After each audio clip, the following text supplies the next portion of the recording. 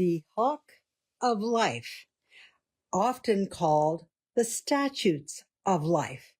This is a series which we are beginning today, which is going to delve deep into a division of the law that are modernly translated as statutes. In Hebrew, however, this word is choq. It's often translated as hokah, hokim, just depending on the Hebrew grammar. This is, without a doubt, one of the most controversial divisions of the Torah. It is probably, I would say, the division of Torah that is denigrated the most. It is cast away as though it is irrelevant. And because of our modern views, this division of the law has become something that more divides people rather than unite them. And we're going to delve into these. There's actually three specific controversies regarding the choq or statutes that we're going to delve into today. Ezekiel 33 verse 15 is one of the verses that looks to the law and it extols the statutes as being something that is life-giving. Turn with me to Ezekiel 33:15. We're going to be covering a lot of scripture today. I hope you have your scriptures handy because we are going to really create a firm understanding as we begin this series. And this is episode 124 of Tea, Coffee, and Torah. And I am Jodelle Ronstadt. I am glad that you are with me because we are going to deepen our understanding of the written Torah. Ezekiel 33 verse 15 states, "If the wicked restore the pledge, give again which he had robbed, walk in the statutes of hakot of life without committing iniquity, he shall live and not die." Ezekiel, look at the weight Ezekiel places on this. He calls the statutes, the choq or the hakot of life. In other words, it's this idea that they are life-giving. Now, why would Ezekiel state this? Why would he use this terminology? Where does this terminology come from? Because today we have the exact opposite point of view. We really have the exact opposite of what Ezekiel states. Because in the Torah, we're going to find today that the statutes, not the commandments, although the commandments are part of it, but not the judgments, but it's the statutes that enable life and create life and whereby a man can live. So why do we have modernly a very ill regard for this division of the Torah? Now, I have found that there are actually three common misunderstandings of choq that are kind of, they all mesh in together, but you also find that there's different perspectives from the Christian view, the Jewish view, and then a legalistic view. When we can't approach the Torah without looking at it as a constitutional legal code. And when we do, we find that the modern approach by both Judaism and Christianity is to approach it with legal flattening. And I'm going to describe what this is. So for Christians, they approach the choq as usually part of the ceremonial law, which is considered to be expired, abolished, and nailed to the cross, and totally loses its relevance. When you talk with most Christians today, traditional Christianity, they will look at the choq or the statutes of the law as being something that was oppressive, irrelevant, and something that Jesus fulfilled. But is that true? More messianic versions of Christianity are awakening to the realization that many of these choq preserve life, they preserve peace, and there is this awakening that's beginning to happen. But I'm getting ahead of myself. In Judaism, you find that the law, the division of the law of the statutes, the choq, are simply considered customs or a manner or a tradition. There's nothing really special about it. And it is often presented as a man-made custom rather than something that has divine origin. In other words, this just simply happened over the course of history and it just evolved and we created it. It's part of our culture, part of our heritage. There's nothing really special about it. Translators add to this misunderstanding because they often translate the choq as manner, custom, or ordinance, as though it's inferior and just simply a local man-made tradition. For other more educated Jews and most scholars, the choq are considered to be very late. They derive from the Second Temple period or at best, the late First Temple period. So this causes us to question and undermine the choqim. And this also leads to a very different perspective where we consider the law at Mount Sinai being very man-derived, very humanistic, rather than of divine origin. So before we can really clarify these positions and say, okay, is there any validity? Is there any weight? Maybe not all of the position is incorrect. Maybe part of it is correct and part of it is not. Before we can do that, we really have to begin with the biblical perspective. Because if we just eliminate the biblical perspective from the get-go, then we've eliminated one possibility very prematurely and we close a path that may perhaps lead to some sort of unity and healing if we travel down that path. So we're going to our first perspective before we consider any of these other points of view is to take it at its word, to say, okay, this is the text we've inherited. This is the text that has been preserved for us today. Was there any perhaps divine guiding in preserving this text for us today? Or is it just a mixture of man-made human traditions mixed with some authentic original text? We're going to get into these issues as the series develops, much later in the series. But today we're going to focus specifically on what are the choq. We can't even have this discussion if we're talking about apples and oranges and we don't have that clear distinction. The third issue that comes into play when we talk about the choq and the divisions of the law is this idea of legal flattening. Now, legal flattening is the concept where all laws carry the exact same weight.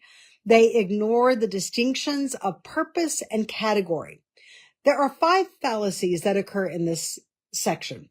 Number 1 is going to be legal monism, where we view all laws as a single undifferentiated system. In other words, it's the idea that they all function the same.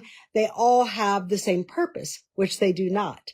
There's also a normative flattening, where we collapse distinction between different types of norms.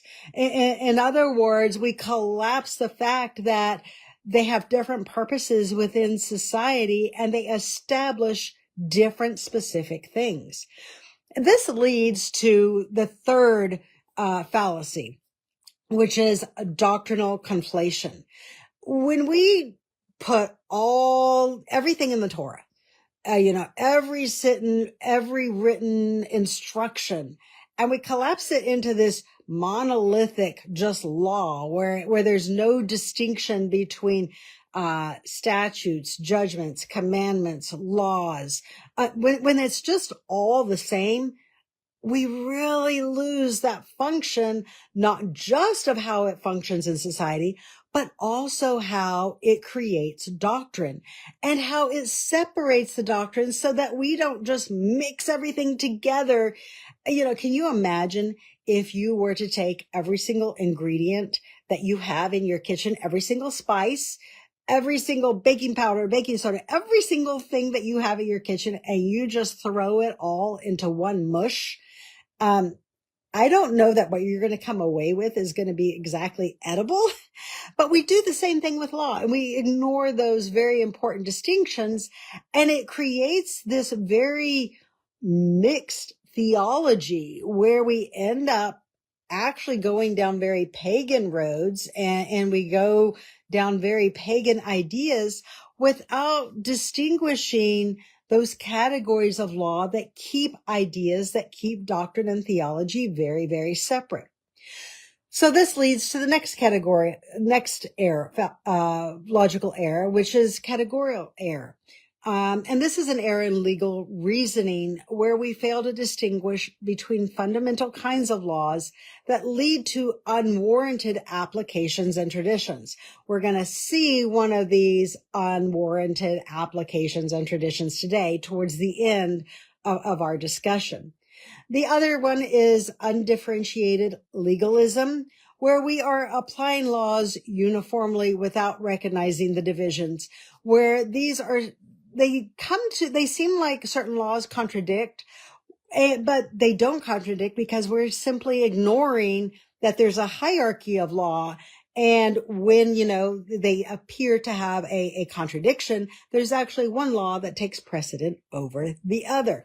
And failing to understand those distinctions leads us to miss what is often termed today the weightier matters of the law. There are also 5 divisions in legal code. Turn to Genesis 26, verse 5. This is the first indication. It's kind of a glimpse that we have of the Hebrew Torah. Now, this is what I term a proto-Torah because it is what Abraham had before Yahweh formally gives the first giving of the Torah at Mount Sinai. So turn to Genesis 26, verse 5. And what we find here are 5 very distinct categories of legal code. Genesis 26, verse 5 states, because Abraham obeyed my voice, kept my charge, my commandments, and my statutes, and my laws. So here we see 5 distinctions where there are a voice in charge, there's commandments, there's choq, statutes, and laws. But it's very interesting because this idea of obeying Yahweh's voice and keeping his charge is probably also a reference to Yahweh's judgments. Turn to Genesis 18, verse 19, because here we find that the same word for what Abraham kept is specifically defined as righteousness or justice and judgment. So Genesis 18, verse 19 states, for I know him, that he will command his children and his household after him, that they may keep the way of Yahweh to do justice or righteousness and judgment, that Yahweh may bring upon Abraham that which he has spoken of him. So we find several concepts in this verse. Number 1, there's a voice and a charge. This would be everything that we find in scripture where we find the thus says Yahweh. Those statements are Yahweh's voice. It's a very active voice that preserves Yahweh's legacy for us today. I mean, this is really our greatest inheritance. Our greatest heritage today is this voice of God that speaks to us through his written text. It's not a man-made, I'm going to just create this tradition about God, or I'm just going to create this history. According to the text, if we're not playing religion, if we're not just putting ourselves in God's stead, this has great weight. It has great authority. So God's voice is the fundamental or the foundation. Second are his commandments, his mitzvot. And we're going to find today, we're going to come back to the mitzvot a little bit later and look at the important role they have in relationship to the statutes or the choq. So we have voice, we have commandments, we have choq or statutes, then we have mishpat or judgments, and then we have Torah or laws. And these are just kind of miscellaneous. Sometimes they fall under a specific category. Sometimes they do not. But they have their own independent function often as well. But notice, go back to a minute to Genesis 18, verse 19. Notice that this way of Yahweh, it's not guaranteed. It doesn't just happen by fiat. It doesn't just happen because Yahweh gave Abraham 4 separate covenants where he promised to bless him, to multiply his seed, to make him prosperous. I mean, the end of all these blessings, the goal of these is that through Abraham and his seed, his descendants, shall all the families and nations of the earth be blessed. But notice what Genesis 18:19 states. It says that I may. In other words, there's an if, a caustic reason. The ability to achieve those covenants, to realize those covenants, is always based upon the obedience through adhering to the 5 divisions of Hebrew law that enable life, that enable prosperity, that enable peace, health, and vanquish all diseases. So these are the ideas that we find at the heart and the beginning of the story of Abraham, the family of Abraham, and the children of Israel. Now, turn now to Leviticus 18 verse 5. Leviticus 18 verse 5. Because what we find, it really resonates with these texts from Genesis 26 verse 5 and Genesis 18 verse 19, where there is this underlying way of life. It's philosophical, it's legal, it's physical, and it's mental. It begins with the heart and mind. But if it's truly in your heart and mind, is it just going to stay in theory? One of the people that I have studied and I have read is Feynman. And when you read the works of Feynman, who was an astrophysicist, and he really worked on quantum mechanics, you find that one of the issues he found in our modern day school system is that we tend to leave the science that we learn in the realm of theory. So we can regurgitate theories ad nauseum. We can state legal and scientific principles. We can even describe how they work. But then we come to a real world situation where that principle, it comes to life, where it's applied, and we're going to make it function in the real world. And students, even at the highest level, the graduate level, had no idea to really how to apply these. Sometimes they were basic principles. Sometimes they were complex principles. They couldn't apply them to the real world situation, so that it actually builds upon that science and makes it relevant to the pursuits that we're going to have modern day. Well, we find the same thing in our theology, where for many of us, our theology, our belief, something that we claim, we make a lot of claims where we love God, we love his way of life, we want to live by it. But then it just stays in doctrine. It stays in theology. It stays in these abstract realm without any real world application. And this is where, if we are going to follow Yahweh's way of life, it begins with a heart, a mind, a soul. It begins with a belief, but it will always manifest physically. It will always manifest into actions, into words, and into something that is real and enables life. It's the betterment of society. Turn to Leviticus 18:5, because we see that it builds upon these concepts. Here it states, "You shall therefore keep my statutes." Here the word statutes is hogote, because it's in the personal. It's my statutes, my hogote, and my judgments, or mishpat, which if a man do, he shall live in them. I am Yahweh. So here we have this idea, and this is really where Ezekiel 33:15 is quoting. He says, if a man do them, he shall live in them. This is the idea of producing life. Notice how Ezekiel's words in 33:15 kind of quote from it. It says, if the wicked restore the pledge, give again that which is robbed, which these are concepts that derive directly from the written Torah, and walk in the statutes of whole quote of life, without committing iniquity, he shall surely live. He shall not die. So here we have these ideas of peace, justice, and perhaps even eternal life that derive from the statutes. So life, long life, maybe eternal life, is actually tied to the choq, which most religions, whether it's Christianity or Judaism, want to denigrate as mere customs, as mere, oh yeah, this was just how we did it at one point in time and it's no longer relevant today. But these are the very means and the vehicle by which Yahweh has allowed us to become greater people, to become people who live in righteousness and justice, who actually do it, where it takes it out of theory and makes it a real application. So within the law, we find this idea that there is a distinction, a continual distinction that we're going to see a little bit today, because we're going to come back to this in each episode.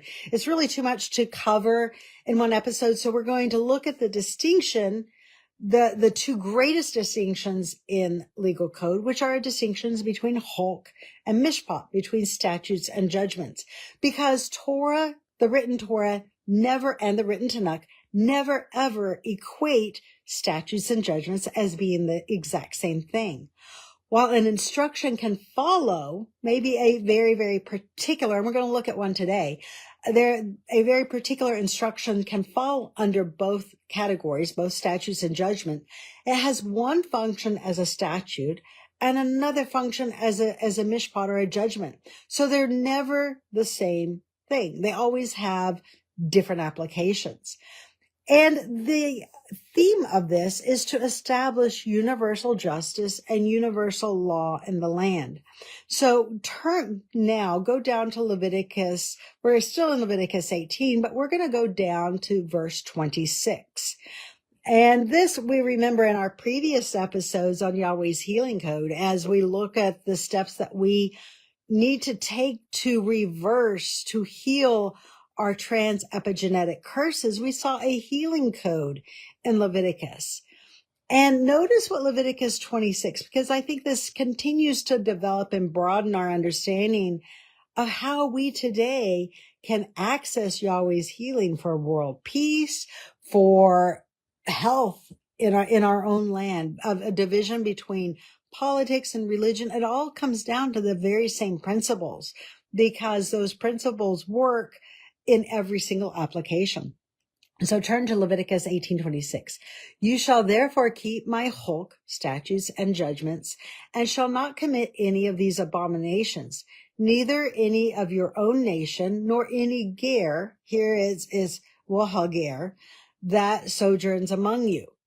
Verse 34 through 37. For the ger, now this is not nikar, there's two different terms for sojourner, but the stranger, the ger that dwells among you, shall be as one born among you. You shall love him as yourself, for you were strangers in the land of Egypt. I am Yahweh your God. Do no righteousness and judgment. Actually, I'm going to wait a minute for that. I'm going to stop right here for a minute. So there are two different words that are often translated as sojourner or foreigner. One is nakar. A nakar is a foreigner. We could describe them as an illegal alien in the land. They are people who do not assimilate. They retain a distinct culture. They retain a distinct legal code in their ideology. They retain a distinct idea of God separate from the deity revealed at Mount Sinai. And they really have not pledged allegiance to Yahweh as Israel's God. So that maybe they're in the land to do business. Maybe they're seeking refuge there because their nations, which don't follow the Torah, are more oppressive. And maybe they're seeking asylum. But what they are not doing, they are not seeking to join Yahweh's people. They are not seeking to join the covenant. The Nakar are always foreign. They are always alien to God, and sometimes they even turn out to be enemies within the land. The Ger is the exact opposite. The Ger is always someone who has come into the land of Israel, whether it's political asylum, maybe to work, or maybe there were other circumstances. But at some point, the ger falls in love with Israel's God, falls in love with Israel's people, the system of righteousness and justice, and that ger wants to be assimilated with Yahweh's people. So a ger it always has this connotation of a convert. And this ger is grafted in to Israel and becomes one as Israel. There's no distinction. And what you find throughout the Torah is this love. Over and over again, Yahweh says, love the ger, love him as yourself. Do not separate him. And over again, he states that there's only one law for the ger and the homeborn. You are not to make any distinction. It's a universal law with a universal application. And that universality is what brings healing. It's what establishes justice. And there is no two-tier system. It is a one-tier system, very monolithic in the fact that everyone is equal before the law, but it establishes this common peace and love throughout the land. So these are the ideas that you have for statutes. And this really does fall under this idea of statutes, as we're going to see in a minute. Verse 35, and we are in Leviticus 19. I don't know that I stated this. I transitioned to Leviticus 19, 34 through 37. And that's where we began in the verse 34. Now I'm going to pick up again in verse 35. You shall do no unrighteousness in judgment and length and weight or measure. Just balances, weights, and ephah, and just volume shall you have. I am Yahweh your God, which brought you forth out of the land of Egypt. Therefore you shall observe my statutes and my judgments and do them. I am Yahweh. So notice there's a distinction here. It is retained, a distinction between statutes and judgments. They're not the same thing. They are separate divisions of Hebrew law. Notice that statutes are prescriptive. They set standards of justice. For instance, you have the idea of universal standard of measurements, universal units, and the idea of do not cheat. These are simple instructions that create a peaceful society, so we're all on the same page. Imagine today, and actually the USA and Europe, Western nations, all follow this judgment. We actually follow the Torah without even realizing it, because in the United States, we have standardized English units of measurement. In Canada, the UK, they have standard units of measurement in the metric system. So even though these are kind of competing systems, both systems actually fulfill the Torah, because even if they are different, they are still fulfilling the Torah in their own land and in their own society and for their own people. Because it's not like you go to Europe and you're going to have a metric where, a centimeter is 8 millimeters in one place and 10 millimeters in another. No matter where you go in Europe, a metric unit is of 1 centimeter is always 10 millimeters.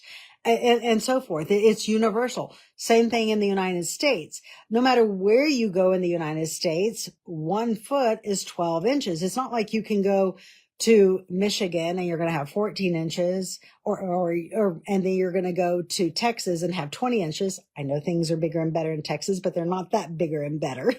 So you have standardized weights and standardized measurements. 1 liter is the same.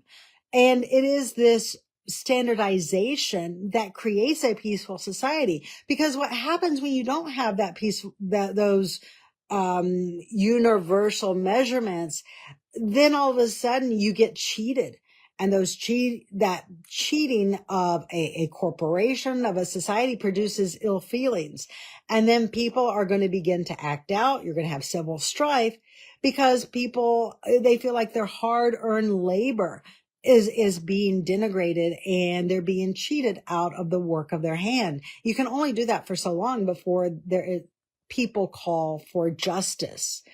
So we find that this idea of a statute here, at least in these verses, is very, very proscriptive. It establishes standards for justice.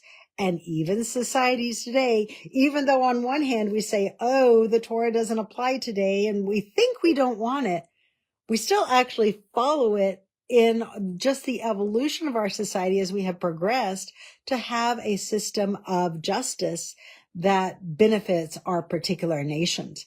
So this is one way in which the Torah, the statutes, embrace this idea of life. It establishes peace within society. Now, Moses tells us in Deuteronomy that he did not create the statutes and the judgments. And this is a point that many of us just kind of read over today. We want to see these statutes and judgments. We're fine with the 10 Commandments. At least some of us are. And we'll say, okay, this is what God gave Israel, but he didn't give them anything more than the 10 Commandments, because all the statutes and all the judgments, those are man-made. Those are humanistic. Well, we find that the judgments are defined in Exodus 21 through 24. And these all deal with violations of, or at least most of them deal with violations of the 10 Commandments. So, it's one thing to have, and I'm getting a little bit ahead of myself, but it is one thing to have these ideas, these high and mighty ideas, don't steal, don't commit murder, don't commit adultery, don't take Yahweh's name in vain. All of these ideas, they're great ideals, great ethics, they're great morals and values, but they're kind of without an arm. They don't have a weight in and of themselves without the rest of the law, as Paul Harvey might have said, where it gives weight to the law, because Moses states that when he was at Mount Sinai, he specifically received Yahweh's statutes and judgments that were written down. They were given to him directly from Yahweh. No, they weren't etched in stone like the 10 Commandments, because those are the 10 categories of the law. But Moses did receive that instruction. So turn to Deuteronomy 4, verse 5. It states, behold, I have taught you statutes, here, chokim, and judgments, mishpatim, even as Yahweh my God commanded me, that you should do in the land where you go to possess it. Now, verses 6 through 8. I don't know about you, but this is one of my favorite texts in all of the Torah.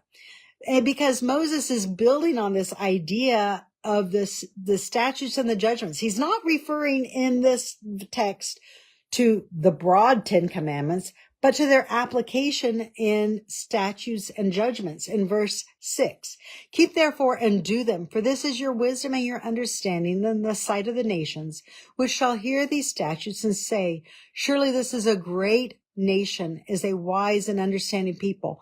For what nation on earth has God so close to them as Yahweh our God in all things that we call upon him for? In other words, Moses is saying that it is actually the statutes and the judgments, obeying them, following them, that bring us close to God. So if you hear someone say that they despise the choq, the chokim, or the judgments, how close are they really to God if they're going to despise the very way by which Yahweh has given us to draw close to him? So this is a matter of relationship. It's a matter of enabling that relationship between Creator and the created. But it comes by following his way and not ours. Verse 8. And what great nation is there so great that has choq and judgments, or statutes and judgments, so righteous as all this law which I set before you this day? So Moses he thinks of these judgments that Yahweh taught him, that Yahweh gave him, as being righteous, as establishing a national constitution whereby you have a peaceful, righteous society that then enables life. It enables peace nationally. It enables health, safety, and perhaps even long eternal life. Now, we have more description. We have more, this distinction between statutes and judgments is ongoing. And I really want to draw the attention to this distinction because in our modern day, we do fall to this fallacy of equivocation where we do make the law monolithic, as though all laws are exactly the same, and they are not. Notice Leviticus 20, verses 22 and 23, where we see this ongoing distinction between statutes and judgments. And we're going to get into the reason why in just a minute. But in Leviticus 20, verse 22 and 23, it states, "You shall therefore keep my holgote," this is my statutes, "and my judgments," or mishpate, so my judgments, "and do them that the land, in the land where I bring you to dwell, so that it doesn't spit you out of the land." So Yahweh is saying that if you obey my statutes and judgments, you're not going to be deported. If you will read in Leviticus 18, and Leviticus 19 and Leviticus 20, it states that the pagans that lived in the land, the Hittites, Havarites, Pezerites, all the nations that Yahweh was casting out of the land, it specifically states that he cast them out of the land for their immorality. Immorality was the number one contributing factor to spewing them out of the land. He says, he vomits you out of the land when you commit incest, when you commit deprived acts, homosexuality, bestiality. All of those are the reasons for which Yahweh will spew you out of the land. So here he's giving the remedy. This is whereby you won't be spewed out of the land, but you can be in the land and you can have peace. And this is it. I know people want to limit this solely to Israel. Israel was not the only nation that was deported. Yahweh deported almost every single ancient nation. Read Jeremiah 49, read Isaiah. It talks about Philistia, Edom, even Babylon, as well as, I'm thinking here for a minute, Susa, being deported from their land, being cast out. So all these ancient nations, this is universal because there isn't right and wrong don't just exist in Israel. Murder is not wrong only in the land of Israel. It's wrong everywhere. Adultery isn't just wrong in the land of Israel. It's wrong everywhere. And when a nation becomes degenerate, one of God's tools, one of his mechanisms of judgment is spewing a people out of the land, casting them out, and then giving that land to other people. And we see this over and over again throughout history. Leviticus 20, verse 23 now. "You shall not walk in the manner," or here we have behukat, "of the nations which I cast out before you, for they committed all these things, and therefore I abhorred them." So here, most translations put this as manner. You don't walk in the manner of other nations. But the Hebrew here is statute. Don't walk in the statutes of other nations. And modernly, we tend to look at a lot of the ideals in paganisms as just being customs, traditions, just part of a idolatry that just kind of ad hoc developed without realizing it's part of an underlying system of justice, is a part of an underlying legal code that functioned in very ancient societies, because very ancient societies were all based upon laws. Priesthoods were in charge of those laws, and they developed their own moral, ethical, and legal judgments to govern particular cities. And these were usually relegated to specific cities. Sometimes they broadened out a little bit, but it was always a particular deity was the god of that city or the god of that territory, and they had their own law. This was most prevalent throughout Iraq, ancient Babylon or ancient Assyria, and also in ancient Turkey. So your most earliest societies had legal codes as their foundation. And these were derived, from about 2100 BCE all the way down to about 1450, even 1200 BCE. But as we come into 1400 BCE and further, all of a sudden nations lose this emphasis on legal codes establishing their justice, and they really delve more into mythology for their religions and as the basis of legitimacy for their priesthoods. And the idea originally is that the religion and law were a marriage. They were something that complemented each other rather than competing. And it wasn't like the modern systems of justice where either religion or legal jurisprudence becomes oppressive. It was the idea, at least in the Torah, that they both established liberty and righteousness. Again, what nation is so great who has laws as just as righteous as all these, as I'm giving you this day? It was the idea that it's a way of life that was actually a greater liberty than what we even know in the United States of America since the founding of our national constitution. So it's hard for us to imagine something that had greater liberty and greater freedom, but ancient Israel society actually did. But yet the pagans, the abomination, their ancient practices were also tied as time progressed to legal codes that were oppressive, that were a way of life that led to death. Often there were, temple prostitutes that came into play with these priesthoods, over time, as well as the idea giving your children to Moloch, which was an Ammonite, deity. And in their statutes, which according to their legal codes, you gave your infants for an atonement or to pacify Molech so that, you were not, you and your family didn't suffer harm. It was kind of an atonement for sin, but more of a pacification. In our previous classes, we have also been looking at Leviticus's healing code. And I know most of us see the curses of the law as simply a way of death. But they are so much more than that, because the statutes of the law, while they corrected humanity, Israel specifically, or very early on, their purpose was to heal. And it wasn't just a one generation application or two or three or five. It's really played out throughout history for the last 3,500 years, so that we can come to a point of healing.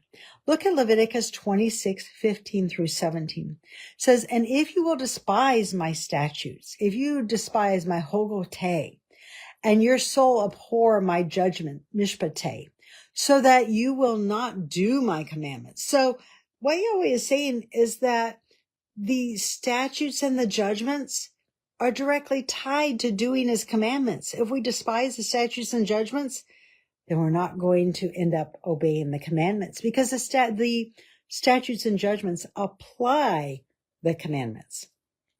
But if you will not obey my command to do my commandments, but that you break my covenant. So here we have the idea of covenant, commandments, and then those commandments being divided into statutes and judgments. "I will also do this to you. I will even appoint over you terror, consumption, and the burning plague, and you shall consume, and that shall consume your eyes, and you shall be consumed in sorrow of heart. And you shall sow your seed in vain, and your enemies shall eat of it." In other words, whatever you sow is either going to be destroyed by pestilence, whether it be, mold, mildew, or bugs, whether it's, locusts or some worms. There's lots of different pests that destroy crops today. Or if what crops do survive will then be given to your enemies as a form of tribute. You're going to have to pay very, very high taxes to foreign nations. Verse 17, "And I will set my face against you, and you shall be and you will be slain before your enemies, that they hate you shall reign over you, and you shall flee when none pursues." When we look at the last 2,500 years of both Jewish and Christian history, we see this curse playing out over and over and over again. How many times are Jews and Christians slain before their enemies?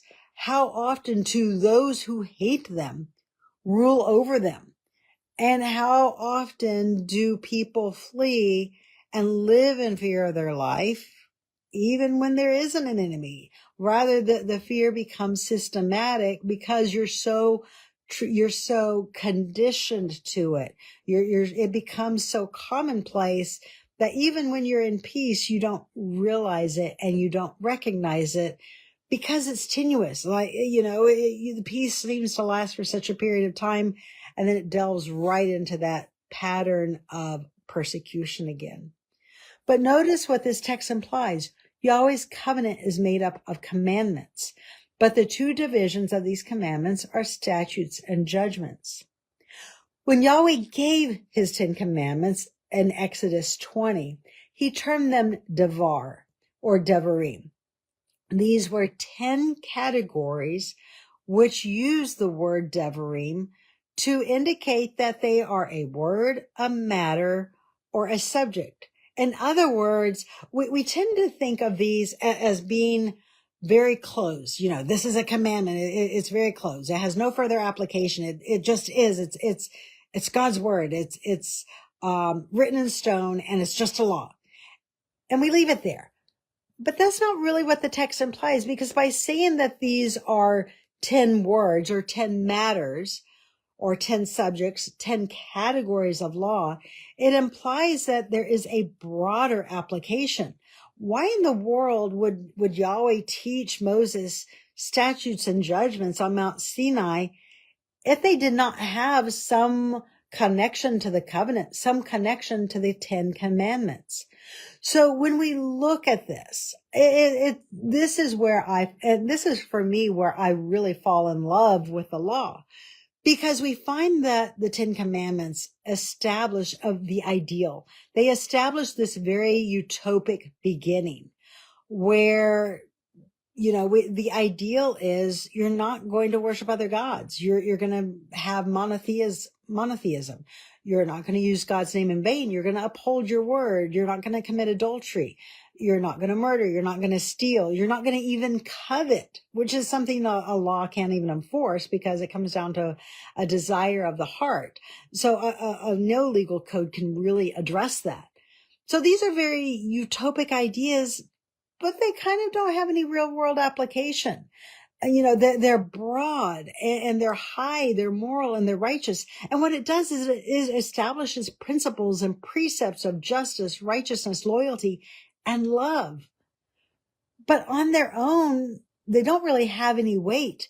It offers guidance, but no real world application without the detail of the statutes and judgment that apply concrete solutions to everyday situations.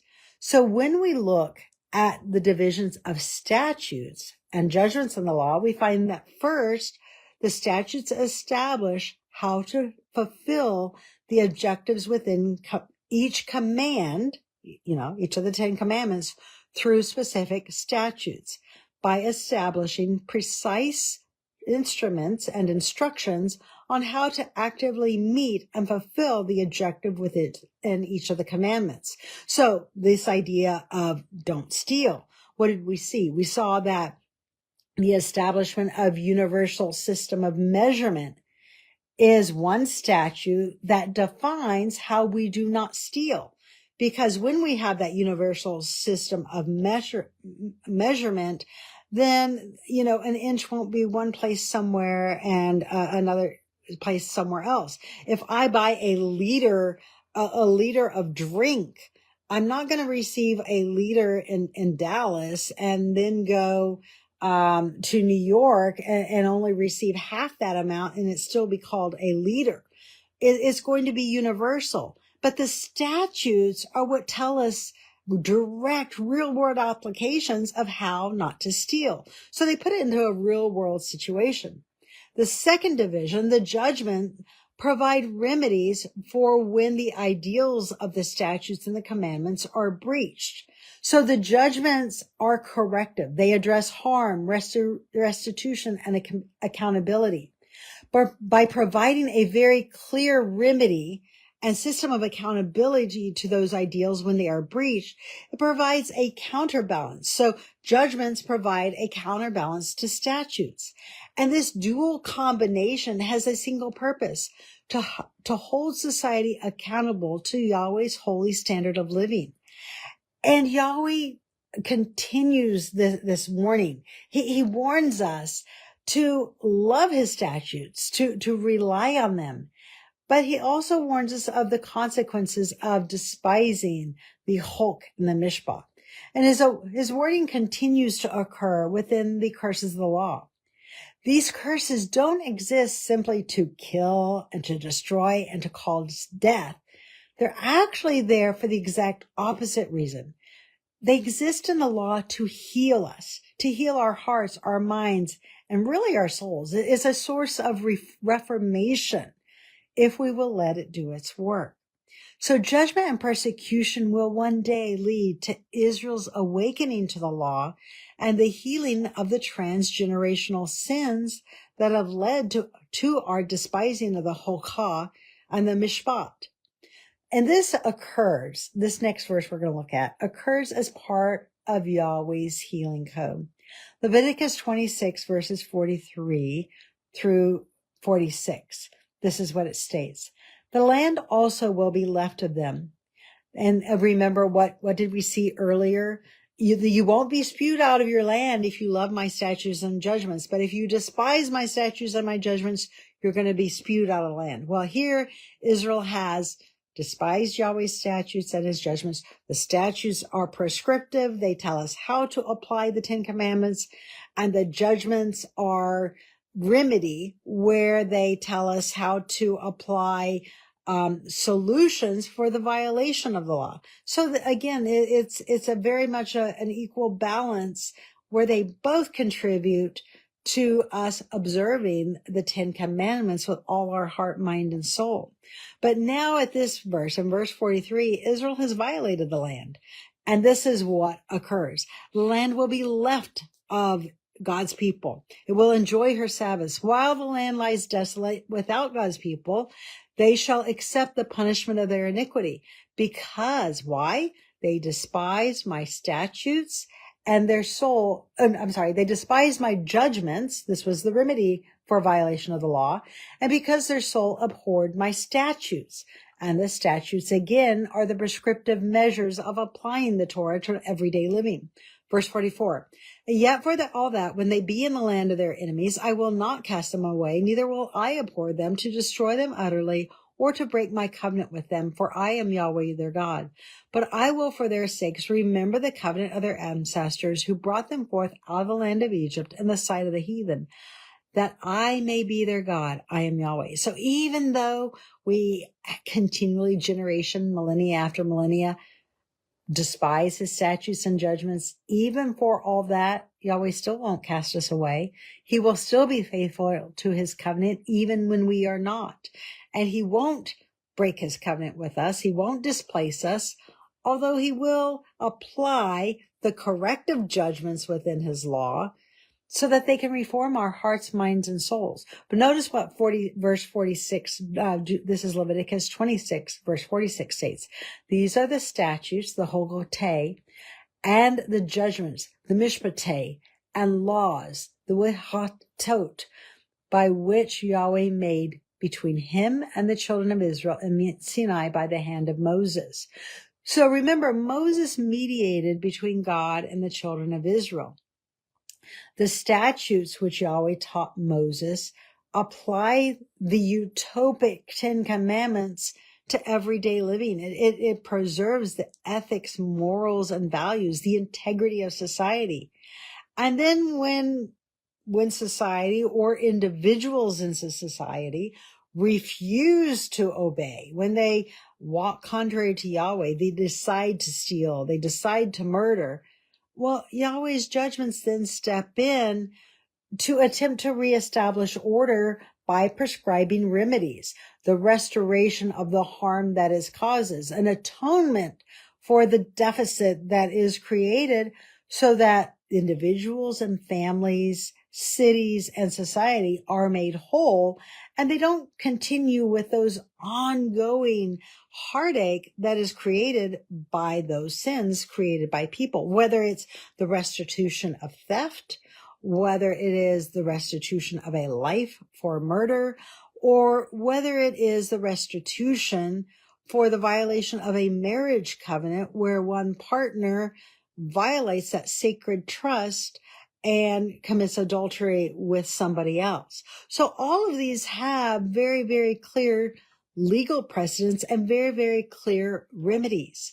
Now, I do want to say because, and I know we're getting short on time, but I do want to say very quickly because I am going to conclude our discussion today. But it's very interesting that the very, very first statute, the very first prescription that God gives us for applying his law, for living his law in everyday life, the very first statute that he gives to Israel mentioned anywhere in the Torah is Passover.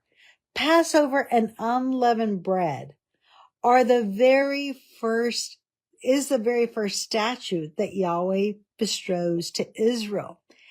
And interestingly, we're going to see as this series continues that every single feast, every single festival for Israel all fall under the category of choq or statutes. So while a feast day like Passover, while it is a hog, a festival, while it is set for a moed at an appointed time, it falls under the category of law of a choq or a statute. And this is, again, very proactive. It's a way by which we live out Yahweh's way of life. And we're going to get into this a little bit later. I may have a teaching later in the week because we are on Passover, and these ideas really overlap. So we may do an extra session on Wednesday of this week. If you're interested in that, please comment below if you would like to have a midweek session on Passover as a statute of the law. We'll get into that. But then we will come back to it next Shabbat, and we will delve deeper into this idea of Passover unleavened bread being the holy days and exactly what the requirements are and how, because remember, what did Deuteronomy 4 state were the purpose of all the statutes? It's to draw us closer to God. It's to enable a better, closer relationship with God. And I'm going to say something rather controversial. If you think that you can have, or you are having a relationship with God that's a close relationship with God, where you know him, you understand his will, if you're not following his statutes, then maybe that relationship exists only in your own mind. Maybe it's a relationship that's fiat of your own making. Because if we want a true relationship with God, we're going to do it his way. Because it's like this path that naturally exists. Don't think of it as spiritual. Think of it as something that's more physical and more concrete, because it allows us, whether, there's many different ways that we think of things with modern technology, but it does allow a connection with Yahweh that we can't have through other means. So if we seek to return to him, we are going to begin with his statutes and his judgments. Do comment below whether you would like to get into Passover, maybe on Wednesday, and to have a deeper discussion on this. I will say that a lot of people have reached out to me and they've asked me when I keeping Passover. And just a little segue here, as we conclude, I have found throughout my studies that the new year always begins with the equinox. In scripture, this is referred to as the turn of the year. It refers, in Akkadian, we find the same type of terminology. And what you find is that the equinox begins the new year, and the Aviv begins with the very first new moon after the equinox. This particular year is a little bit of a judgment call. It's a conundrum because the equinox and the new moon virtually coincided on the same day. So this leaves, do we begin the new moon on the new year on March 20th, March 21st with that the coinciding of the equinox and new moon? Or does it, push back a month to push it back into April? I will also say that the Jewish reckoning, which has Passover beginning on April 1st, is in error because you cannot, according to the written Torah, the Passover is always on Aviv 14th, which is going to be 14 days after the beginning of the new year. Well, the new moon occurred April 20th, April 21st. 14 days later is April 3rd, not April 1st. So April 3rd, if we go 14 days from the new moon, and this, of course, is the first new moon after the equinox, puts you, on Friday, April 3rd, and then on Shabbat, April 4th, for the 15th of Aviv. If we go by April 1st, we're not going to be on Aviv 14th, no matter which way you cut it or which way you slice it.